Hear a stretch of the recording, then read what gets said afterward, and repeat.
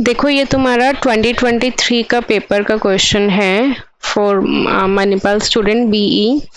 इसमें what they have given to you an AC supply of voltage V is how much 230 volt, frequency is how much 50 hertz. जिस तरह से मैं लिख रही हूँ तुम्हें भी पेपर में वैसे ही करना है। कौन सा रेक्टिफायर है? They have given half wave rectifier through the transformer. Ratio दी हुई है 10:1, तो ratio is this is N1:N2। तो हमें क्या निकालना है? We need to calculate VDC and we need to calculate VRMS, right? तो जो भी ये है they have given the voltage that is always the RMS voltage. जो भी ये वोल्टेज देते हैं ये हमेशा कौन सी वोल्टेज होती है? RMS वोल्टेज होती है। मेंशन नहीं होती बट ये हमेशा RMS ही होती है। बट टर्न रेशियो को यूज करके हमें आउटपुट साइड की मतलब V2 की वैल्यू निकालनी है, that is V2 RMS, because जो भी सारी कैलकुलेशन होगी वो किस पे होगी? सेकेंडरी साइड की वोल्टेज पे होगी। तो मैंने तुम्हें फॉर्मूला बताया था N2/N1 is equals to V2/V1। तो यहाँ से V2 RMS की वैल्यू कितनी आ जाएगी? 230/10, 23 वोल्ट्स आ गई। क्लियर है? अब 23 वोल्ट आ गई तो उसके बाद हमारे पास VRMS आ गया, और VRMS और Vmax के बीच में क्या रिलेशन होता है? That is VRMS is equals to Vmax/2। अगर हमारे पास VRMS है तो क्या Vmax की वैल्यू आ जाएगी? 23 × 2। अब देखो क्वेश्चन में क्या पूछा हुआ है, इन्होंने VDC पूछा हुआ है। VDC का क्या फॉर्मूला होता है?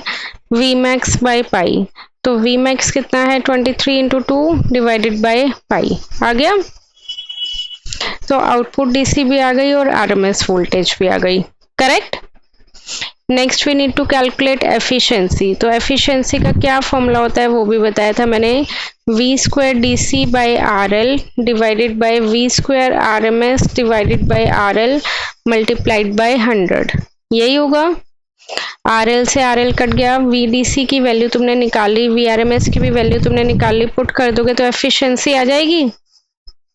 इसी तरह रिपल फैक्टर का क्या फॉर्मूला होता है? √ VRMS बाय VDC का स्क्वायर -1। वो वाला फॉर्मूला पुट करके वो भी आ जाएगा ripple factor, right? Any doubt up to here? तो now this is what they have asked, right?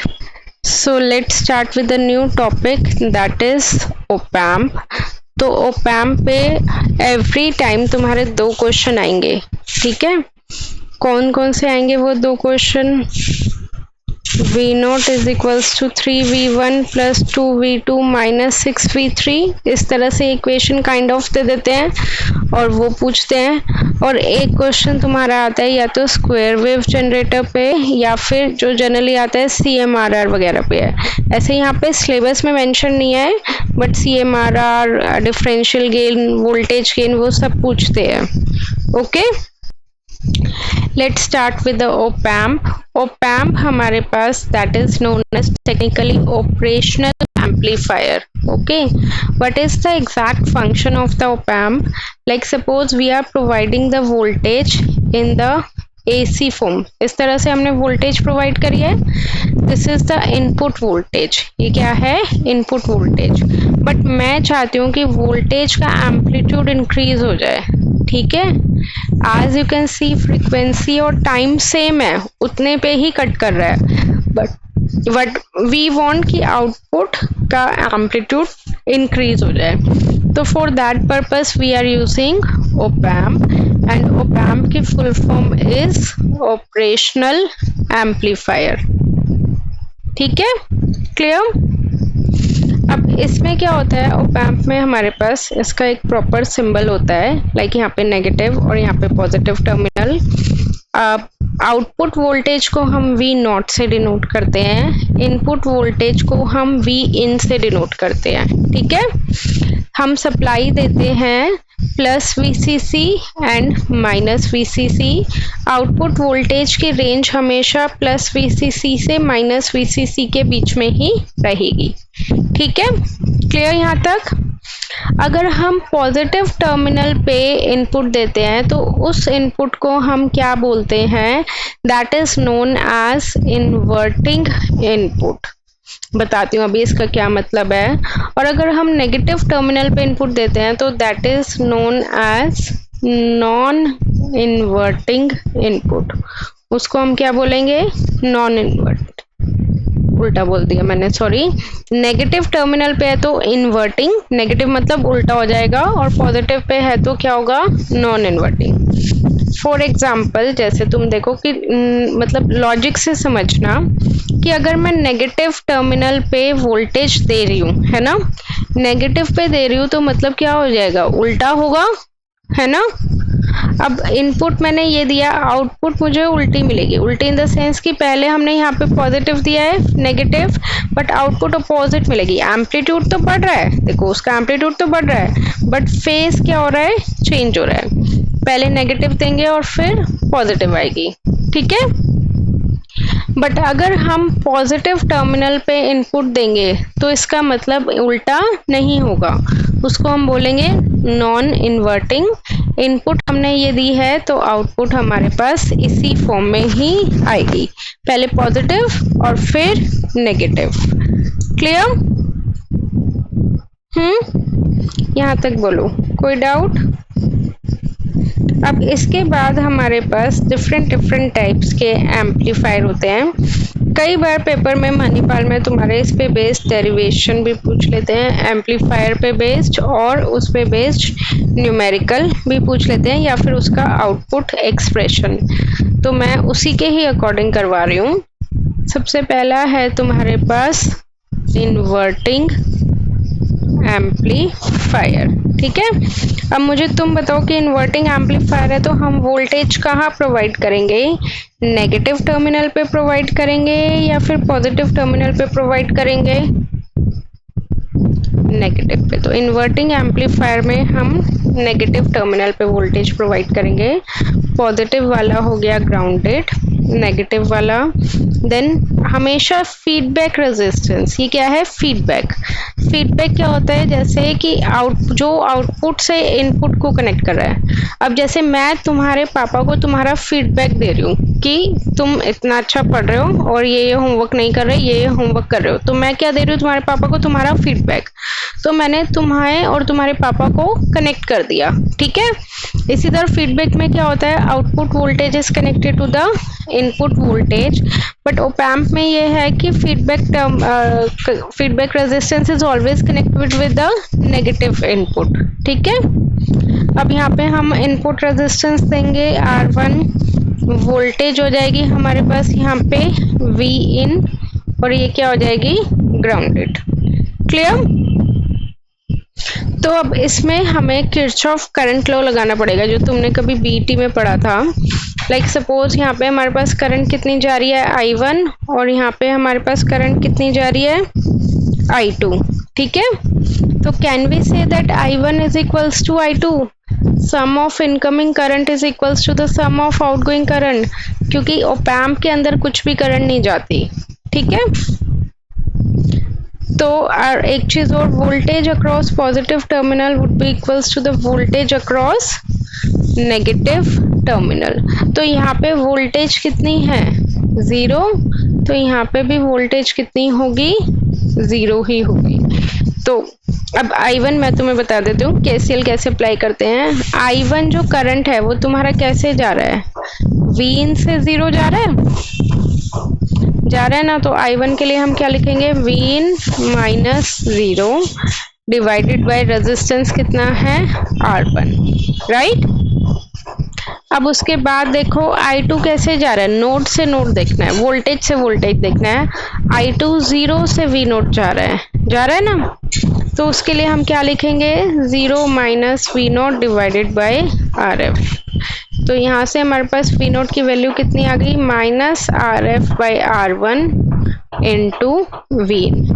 ये प्रॉपर डेरिवेशन, प्रॉपर डायग्राम और ये फॉर्मूला तुम्हें सब चीजें याद होनी चाहिए। Got it? नेक्स्ट आ जाता है अब non inverting amplifier. Non inverting amplifier में बताओ वोल्टेज कहाँ पे कनेक्ट होगी? पॉजिटिव टर्मिनल पे या नेगेटिव पे? Positive pay.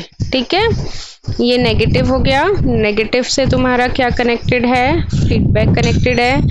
ये पॉजिटिव हो गया। अब पॉजिटिव पे तुमने क्या प्रोवाइड कर दी? वोल्टेज, दैट इज वी इन। दूसरा टर्मिनल इसका ग्राउंडेड, यहाँ पे इनपुट रेजिस्टेंस R1, दूसरा terminal grounded, this is R2, here is V note. Correct. अब यहाँ पे देखो करंट फ्लो मार्क करते हैं, यहाँ पे I1 है और यहाँ पे I2 है, तो हम ये लिख सकते हैं I1 is equals to I2, क्योंकि अगेन जितना करंट ये जा रहा है उतना, क्योंकि ओप एम्प में तो जाएगा नहीं जाएगा ना। यहाँ पे वोल्टेज कितनी है पॉजिटिव टर्मिनल पे? V इन है, नहीं V इन, तो नेगेटिव टर्मिनल पे भी कितनी होगी? V इन ही होगी, क्योंकि voltage across positive terminal is equals to the voltage across negative terminal, और उस पॉइंट पे भी वोल्टेज कितनी होगी? V इन ही होगी। तो I1 कैसे मूव कर रहा है? V इन से 0, है ना? तो ये कितना हो जाएगा? V in minus 0 divided by R1। अब I2 कैसे मूव कर रहा है? V नोट से V इन, ऐसे ही कर रहा है, V note minus V in divided by R2। अब यहाँ से मुझे V नोट की वैल्यू निकाल के बताओ कि क्या आएगी वैल्यू। तो इसका हमारे पास आउटपुट आएगा V naught is equals to V in 1 plus RF by R1। Okay, now after that, उसके बाद नॉन इन्वर्टिंग हो गया। इसके बाद हमसे पूछते हैं summing amplifier. Summing amplifier is very very important. Directly और इनडायरेक्टली समिंग एम्पलीफायर पे क्वेश्चन आने का चांसेस 80%। ठीक है, तो सबसे पहले will have op amp, negative है पॉजिटिव है, समिंग है तो मतलब क्या होगा? ऐड होगा, एडर भी बोलते हैं इसे, और अगर ऐड होगा तो दो वोल्टेजेस तो मिनिमम ऐड होंगी, राइट? एक मान लेते हैं V1, एक मान लेते हैं V2, तो इसके cross resistance R1, R2, feedback resistance negative से कनेक्टेड है RF, तो this one is V note. Clear? अब इसकी डेरिवेशन करेंगे तो यहाँ पे कितना है? I1, I2 और ये कितना है? IF। तो हम ये लिख सकते हैं I1 plus I2 is equals to IF। अब इस पॉइंट पे पोटेंशियल कितना है? 0। इस पॉइंट पे भी पोटेंशियल कितना है? 0। तो I1 कैसे मूव कर रहा है? V1 से 0, तो V1 minus 0 divided by R1। I2 कैसे मूव कर रहा है? V2 minus 0 divided by R2। और IF कैसे मूव कर रहा है? 0 से V नोट, तो 0 minus V naught divided by RF। यहाँ से अब V नोट की वैल्यू निकाल के बताओ क्या आएगी। तो इसमें तुम्हारे पास फाइनल आउटपुट क्या आ गई? That is V naught is equals to minus RF by R1 V1 minus RF by R2 V2। ठीक है, अगर तुम्हारा RF, R1 और R2 सेम है तो उस केस में V naught is equals to minus of V1 plus V2। तो एडर है ना ये, तो इसलिए दोनों वोल्टेजेस क्या हो गई? ऐड हो गई। और ये हमारी जो वोल्टेज है वो कहाँ पे कनेक्टेड है? नेगेटिव टर्मिनल पे। जब भी वोल्टेज देखो नेगेटिव टर्मिनल पे कनेक्ट होती है तो आउटपुट क्या आती है? नेगेटिव। तो इसलिए यहाँ पे भी आउटपुट क्या आ रही है? Negative. Okay, difference amplifier. Okay, difference मतलब क्या होगा? सब्ट्रैक्ट होगा, यही होगा ना। इसकी मैं डेरिवेशन नहीं करवा रही, इसकी डेरिवेशन थोड़ी सी लेंदी जाती है और पूछते भी नहीं है, मैं डायरेक्ट इसका फॉर्मूला बता रही हूँ। इसकी डेरिवेशन वैसे सुपरपोजिशन थ्योरम के अकॉर्डिंग होगी। ये इसका डायग्राम है, देखो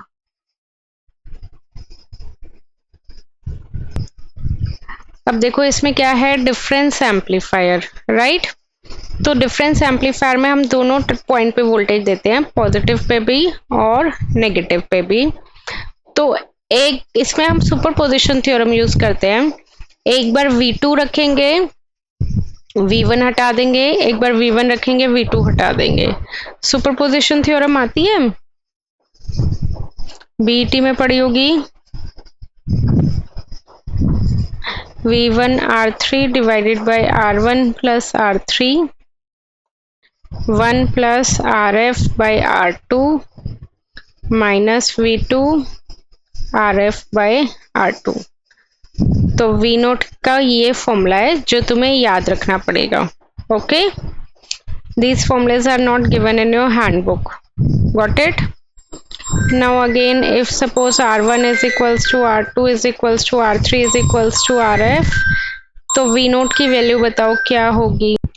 तो after substituting the value of R1 R2 R3 is equals to RF will get V naught is equals to V1 minus V2, got it. Next one is integrator. Integrator का question आता है तो ये input voltage देते हैं और तुम्हें simple integration करनी होती है, ठीक है।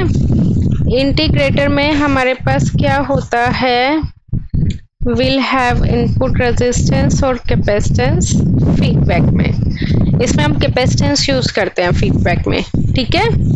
यहाँ पे R है, वोल्टेज है हमारे पास V in, got it. Capacitor है C, output voltage is V naught. तो इसका हमारे पास डायरेक्ट फॉर्मूला है V naught is equals to -1 by RC, limit vary from 0 to T V in dt, ठीक है। अब इंटीग्रेटर में एंड डिफरेंशिएटर में क्या डिफरेंस है, डिफरेंशिएटर का भी मैं डायग्राम यहीं पे बना रही हूँ। या तो इंटीग्रेटर पे क्वेश्चन आता है या डिफरेंशिएटर पे, ओके। सिर्फ दोनों में एक माइनर सा ही डिफरेंस है कि यहाँ पे हम इनपुट में कैपेसिटर लेते हैं और फीडबैक में रेजिस्टेंस। देखो मैंने डायग्राम दोनों एक साथ इसलिए बनाया कि इनपुट में रेजिस्टेंस, कैपेसिटेंस में फीडबैक, और यहाँ पे इसका जस्ट कंप्लीटली अपोजिट हो गया, राइट। ये कितना हो गया, V नोट। तो V नोट की वैल्यू कितनी हो गई, यहाँ पे डिफरेंशिएशन है तो क्या हो जाएगा, V naught is equals to minus RC dV in by dt, got it. V naught is equals to minus RC dV in by dt, और ये हो गया तुम्हारे पास इंटीग्रेटर का, okay. Next is op amp में विल हैव वोल्टेज कंपैरेटर। पुराने question paper देखोगे तो इस पे बेस्ड क्वेश्चन नहीं आते थे स्क्वायर वेव जनरेटर या कंपैरेटर पे, बट आजकल आता है रिसेंट पेपर्स में, ठीक है। अब देखो in this will provide, again दोनों में हम वोल्टेज प्रोवाइड करेंगे। One is plus VCC, another one is minus VCC। ये प्लस है, ये वाला माइनस है। यहाँ पे हम इनपुट वोल्टेज देंगे V इन और यहाँ पे हम इनपुट वोल्टेज देंगे V रेफरेंस, ठीक है। अब देखो तुम्हारे पास एक नॉर्मल सी चीज है कि अगर तुमने पॉजिटिव साइड पे वोल्टेज ज्यादा दी है तो तुम्हारी आउटपुट भी क्या आनी चाहिए, पॉजिटिव ही आनी चाहिए, आनी चाहिए या नहीं। तो V आउट की वैल्यू कितनी होगी, प्लस V सैचुरेशन। बट अगर तुमने नेगेटिव साइड पे वोल्टेज ज्यादा दिया है, इसका मतलब रेफरेंस वोल्टेज ज्यादा है, तो तुम्हारी आउटपुट भी क्या आनी चाहिए, नेगेटिव में आनी चाहिए। तो V output is minus V saturation, ठीक है, clear. Next one is square wave generator. Square wave generator में you have to learn this diagram, circuit diagram, ये तुम्हें याद करना पड़ेगा।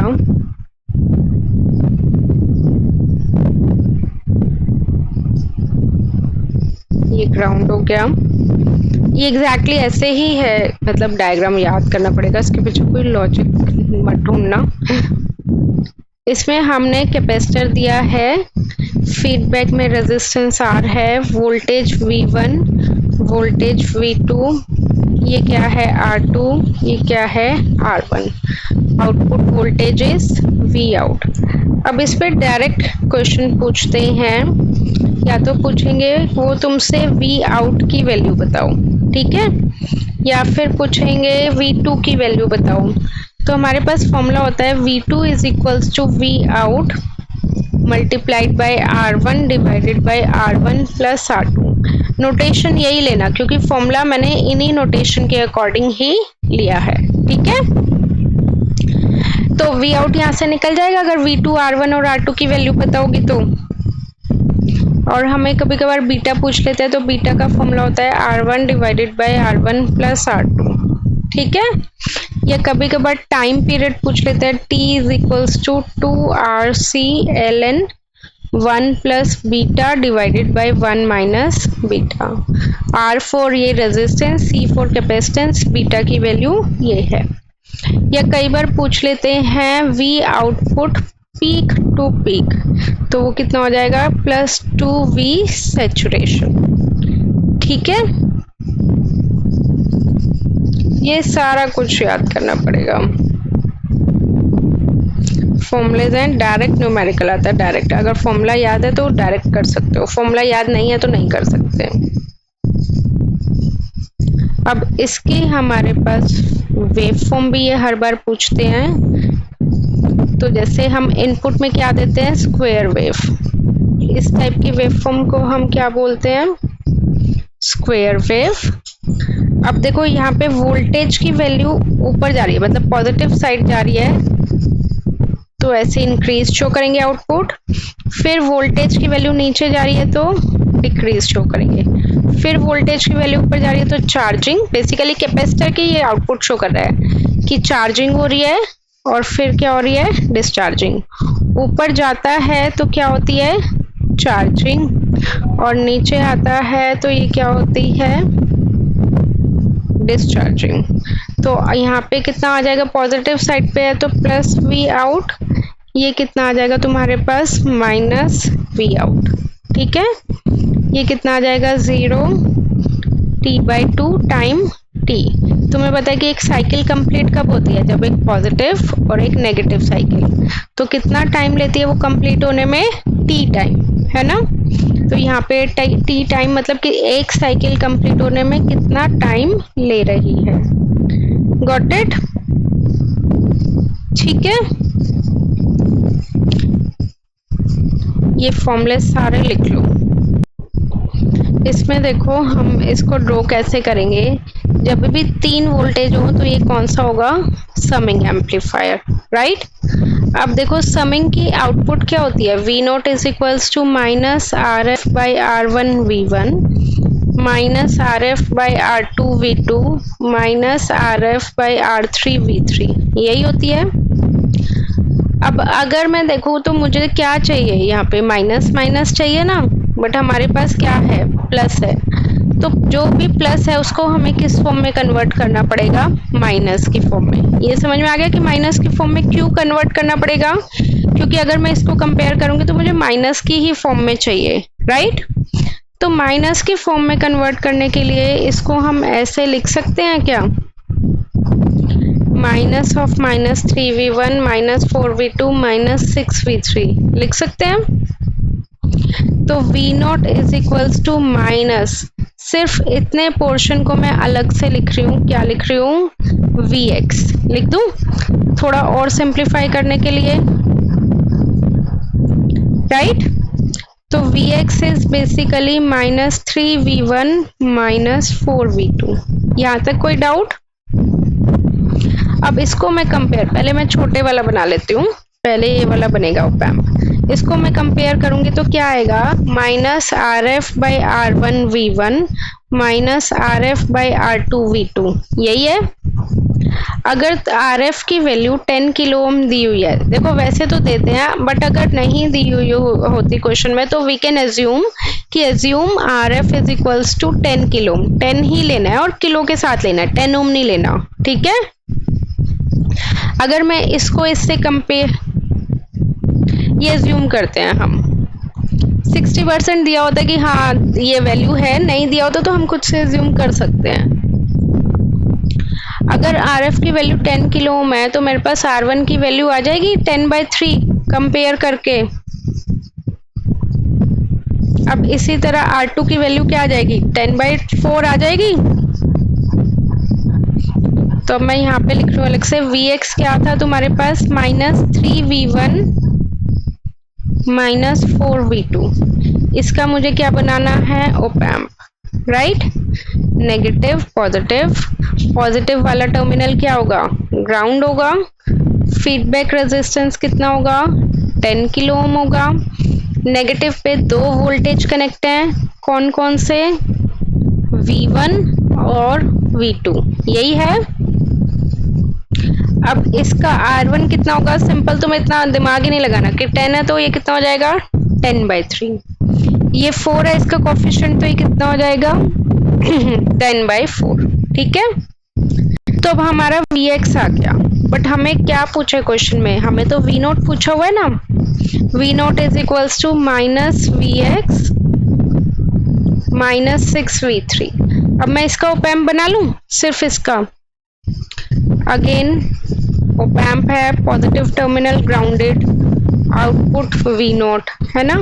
ये जो आउटपुट है ये किसका आउटपुट है Vx है, तो मैं यहाँ पे Vx लिख देती हूँ। Feedback resistance again same 10 kilo ओम। दो हैं, कौन कौन सी वोल्टेजेस हैं, एक तो Vx है और एक क्या है V3 है। तो V3 का कोफिशिएंट 6 है तो ये कितना हो जाएगा 10/6। इसका कोफिशिएंट 1 है तो ये कितना हो जाएगा 10/1 हो गया। ये भी Vx है, ये भी Vx है, दोनों Vx को जोड़ दें तो ये आ जाएगा तुम्हारा फाइनल ओपैम्प जो तुम्हें बनाना है 3V1 + 4V2 - 6V3। तो फर्स्ट स्टेप जो पॉजिटिव है उसको नेगेटिव में कन्वर्ट करना है। सेकेंड स्टेप तुम्हें ये देखना है कि जो पॉजिटिव वाला है उसको पहले बनाना है। एक तरह से काइंड ऑफ रटने का तरीका बता रही हूँ। पॉजिटिव वाला V1 V2 है तो उसको पहले बनाना है, नेगेटिव वाले को बाद में कंबाइन करना है। ये तुम्हारा 3 मार्क्स का क्वेश्चन हर पेपर में आता है। ओके, देखो मैं बताती हूँ इसका कि इसका ओपैम्प 2024 पेपर में आएगा। एक बार मैं ये डायग्राम बता दूँ कैसे बनेगा। मैंने बोला था प्लस वाले पहले ले लेना, ठीक है। अपना पूरा तुम्हें डिटेल में करना है, मैं शॉर्ट में बता रही हूँ। तो ये तुम्हारे पास V1 है प्लस में, V2 है प्लस में, V4 है प्लस में। तो V1 का कोफिशिएंट 10/0.5 हो जाएगा, इसका रेजिस्टेंस 10/1.5 हो जाएगा, 10/1 हो जाएगा। फीडबैक रेजिस्टेंस 10 हो जाएगा। ये आ गया तुम्हारा Vx में नेगेटिव पॉजिटिव रेजिस्टेंस, ये 10/1 हो जाएगा क्योंकि Vx का कोफिशिएंट हमेशा 1 होगा। ये 10 हो गया और इसके साथ एक और इनपुट रेजिस्टेंस जो नेगेटिव वाला है V3 10/0.5। ठीक है, ये बनेगा तुम्हारा question. Got it?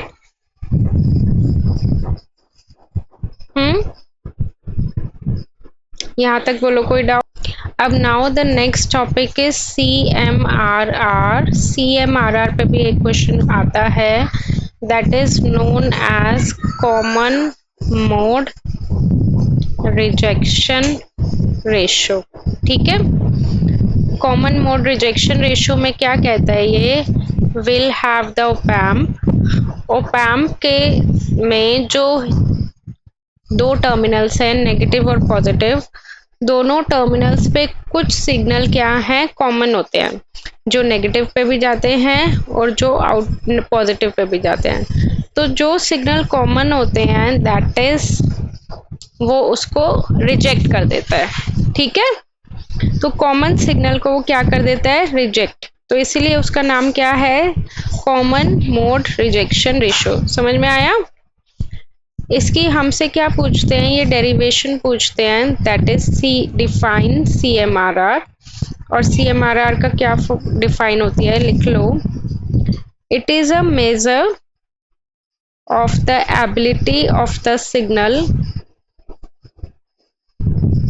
it is a measure of the ability of the signal of the op amp to reject signal to reject. It is a measure of the ability of the op-amp to reject signal which is common to both input terminal and that input terminal is known as noise. तो जो signal दोनों में ही common है और वो कौन सा signal होता है, नॉइस. तो बेसिकली ये नॉइस को क्या कर देता है, रिजेक्ट कर देता है. ठीक है. अब इसका हमारे पास फॉर्मूला होता है CMRR is equals to AD by ACM. What is AD over here? AD is the differential gain and ACM is the common mode gain. ठीक है. तो CMRR क्या होगा हमारे पास 20 log base 10 AD by ACM. Clear? 20 log base 10 AD by ACM. अब इसका हमारे पास एक और फॉर्मूला होता है न्यूमेरिकल पॉइंट ऑफ व्यू से, that is V0 is equals to AD VID plus ACM VICM. CM मतलब कॉमन मोड है, D मतलब डिफरेंस है. तो AD is the differential gain, VID is the difference in the two voltage. तो difference in the two voltage is V1 minus V2 plus ACM is the common mode gain और VICM का formula होता है V1 plus V2 bye 2. So this is the formula for the output voltage. Zener diode में ये load voltage बोल लो या output voltage बोल लो, एक ही बात है. ज़ीनर वोल्टेज से मैं लाइक इनपुट रेजिस्टेंस या series resistance one and the same thing. तो तुम्हें सारी नोटेशन का एक आइडिया होना चाहिए. Okay. Now current is flowing कि एस में जा रहा है तो सप्लाई करंट, ज़ीनर में जा रहा है तो IZ ज़ीनर करंट और लोड में जा रहा है तो लोड करंट. राइट. ठीक है. तो ये स्टैंडर्ड डायग्राम है. 90% of the time they ask क्योंकि draw the circuit of zener voltage, तो ये ही बनाना है. ठीक है. अब इसमें हमारे पास दो कंडीशन होती है, या तो VZ की वैल्यू ज़्यादा होगी VL से या फिर VZ की वैल्यू कम होगी VL से. तो दोनों के ही केसेस में अलग अलग फॉर्मूलेज हैं. ओके. अगर VZ की वैल्यू ज़्यादा होगी तो करंट की वैल्यू क्या होगी, कम होगी, IZ कम होगा. तो अगर IZ कम होगा तो हम बिल्कुल ही नेग्लेक्ट कर लेते हैं, ज़ीरो होगा, ये मान के चल रहे हैं. और अगर IZ ज़ीरो है, करंट ज़ीरो कब होती है, ओपन सर्किट के केस में. तो अगर IZ ज़ीरो है तो इसका मतलब ज़ीनर डायोड ओपन सर्किट की तरह बिहेव करेगा. करेक्ट है ना. तो यहाँ पे ज़ीनर डायोड ओपन सर्किट हो गया, सारी चीज़ें सेम है. ये VS है, ये IS है, ये IL है. तो IZ क्या हो गया इस केस में, ज़ीरो. राइट. अगर IZ ज़ीरो है तो IS is equals to IL होगा. और अगर मुझे करंट की वैल्यू निकालनी है इन टर्म्स ऑफ फॉर्म्स लो तो वोल्टेज डिवाइडेड बाय रेजिस्टेंस. तो ये RS है, ये RL है. तो VS सप्लाई वोल्टेज और रेजिस्टेंस कितना है, टोटल रेजिस्टेंस लेंगे करंट निकालने के लिए, that is RS plus RL. Right. ठीक है. तो इसमें VL is not equals to VZ. अब देखो नाउ द क्वेश्चन इज कि मैम चेक कैसे करेंगे कि VZ की वैल्यू मतलब फर्स्ट कंडीशन है या सेकंड कंडीशन. तो उसके लिए हमारे पास एक फॉर्मूला है, VL is equals to VS into RL divided by RS plus RL. इस फॉर्मूले से हम चेक करेंगे कि VL की वैल्यू ज़्यादा आ रही है या VZ की वैल्यू ज़्यादा आ रही है. तो यहाँ पे यही एरो डाल के लिख लो कि इस कंडीशन से या इस फॉर्मूले से हम चेक करेंगे, उसके बाद हम फॉर्मूलेज अप्लाई करेंगे. Got it.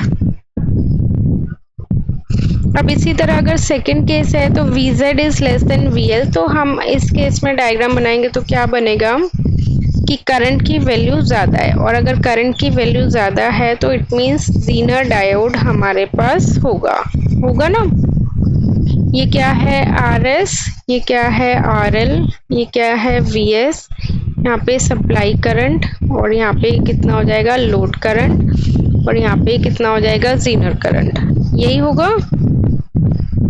IS is equals to IZ plus IL, यही बनेगा फॉर्मूला। अब ये देखो ये पैरेलल में है दोनों, तो पैरेलल में वोल्टेज क्या होती है, सेम होती है। इसके अक्रॉस वोल्टेज VZ और इसके अक्रॉस वोल्टेज VL, तो VZ is equals to VL लिख सकते हैं। अब इसके बाद हमारे पास VL का क्या फॉर्मूला होता है ओम्स लॉ के अकॉर्डिंग, IL इंटू RL, ये लिख सकते हैं, है ना। अब IS का एक और फॉर्मूला होता है कि कितनी इसमें करंट जाएगी, total voltage minus used voltage, तो VS माइनस VZ बोलो या VL बोलो क्योंकि सेम है, divided by RS, VS minus VL divided by RS, ठीक है। और एक चीज और, जब भी मिनिमम और मैक्सिमम कंडीशन कुछ ऐसे देंगे, अभी मैं न्यूमेरिकल करवाऊंगी तो और क्लियर हो जाएगा, तो उस केस में हमें सोचना नहीं है, उस केस में हमें सेकंड वाली ही कंडीशन यूज करनी है। Let's draw the circuit draw करेंगे और उसी पे ही सारी चीजें मार्क करेंगे, ओके, जो इन्होंने दिया हुआ है। सबसे पहले क्या दिया हुआ है, ज़ीनर डायोड ब्रेकडाउन वोल्टेज, मतलब VZ की वैल्यू कितनी है 15 वोल्ट, तो यहाँ पे भी लिख लो VZ is equals to 15 volt. Power rating मतलब PZ 0.5। अब एक जैसे मैंने वहाँ पे फॉर्मूला लिखवाया, बट नॉर्मल पावर का क्या फॉर्मूला होता है, V इंटू आई, तो VZ इंटू IZ लिख दे। If the input voltage is 40 volt, तो VS is how much 40 volt, है ना। RS की वैल्यू हमें निकालनी है, मिनिमम सीरीज रेजिस्टेंस मतलब RS हो गया, that prevents the zener diode from the breakdown. तो ये चीजें हमें क्या दी हुई हैं, राइट।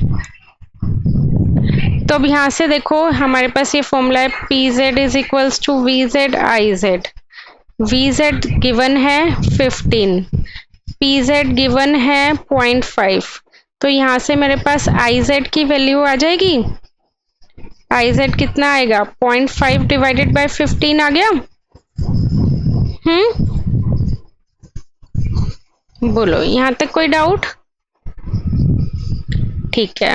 अब हमें RS निकालना है, तो सबसे पहले ये देखोगे कौन से फॉर्मूले में तुम्हारा RS है, इसमें RS है, IS is equals to VS minus VL by RS, इसी में ही है ना। तो यहाँ फॉर्मूला लिख लेते हैं, IS is equals to VS minus VL by RS। तो उसके लिए मुझे VS चाहिए, VS पता है 40 है, VL भी पता है, क्योंकि VZ is equals to VL होता है। देखो मैंने यहाँ पे फॉर्मूले में लिखवा रखा VZ is equals to VL, सिर्फ यही फॉर्मूलेस देखने हैं। तो VZ की वैल्यू कितनी है 15 है, तो ये भी कितना हो गया 15 डिवाइडेड बाय RS, यही हो गया। तो उसके लिए मुझे क्या पता करना है, IS, राइट। बोलो यहाँ तक कोई डाउट। अब इसमें इन्होंने बोला हुआ है minimum value of series resistance, तो इस केस में क्या हो जाएगा कि minimum value of series resistance RS की वैल्यू क्या है कम, तो IS is equals to IZ, तो जो भी यहाँ पे IZ की वैल्यू आएगी 0.5 बाई 15 ये पुट कर देना, तो यहाँ से तुम्हारे पास RS की वैल्यू आ जाएगी, ठीक।